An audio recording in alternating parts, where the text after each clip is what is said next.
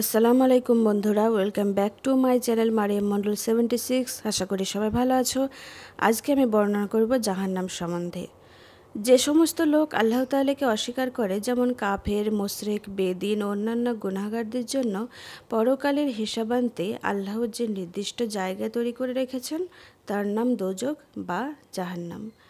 যেমন আল্লাহ তাআলা বর্ণনা করেন, তাহলে কিতাব ও মুরশিকদের মধ্যে যারা কাফের তারা জাহান্নামের আগুনে স্থায়ীভাবে থাকবে, তারাই সৃষ্টির অধম।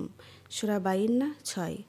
দোজখের শাস্তির বর্ণনায় আল্লাহ তাআলা তার কালামে পাকে ইরশাদ করেন, দোজখের আগুনে পুড়িয়া পাপীদের চামড়া যখন নিঃশেষ হয়ে যাবে তখন আমি আবার তাদেরকে অন্য চামড়া প্রদান করব, যাতে তারা আযাবের স্বাদ গ্রহণ করতে পারে। মুসলিম শরীফে বর্ণিত আছে, হজরত সামুরা ইবনে জুনদুব হতে বর্ণিত হয়েছে, হুজুর সাল্লাল্লাহু আলাইহি সাল্লাম বলেছেন, দোজখীদের কারো পায়ের গোড়ালি পর্যন্ত, কারো হাঁটু পর্যন্ত, কারো কোমর পর্যন্ত আর কারো গলা পর্যন্ত আগুনের লেলিহান শিখা প্রজ্বলিত হতে থাকবে।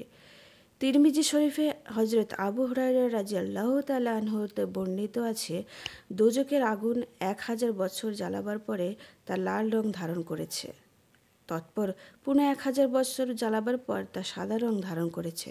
তৎপর পুনঃ 1000 বছর জ্বালাবার পর তা ভীষণ কালো রং ধারণ করেছে।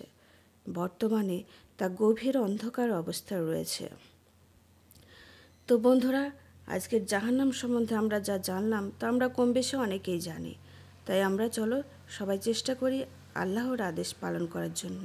ভিডিওটি ভালো লাগলে অবশ্যই পাশে থাকবে। আল্লাহ হাফেজ।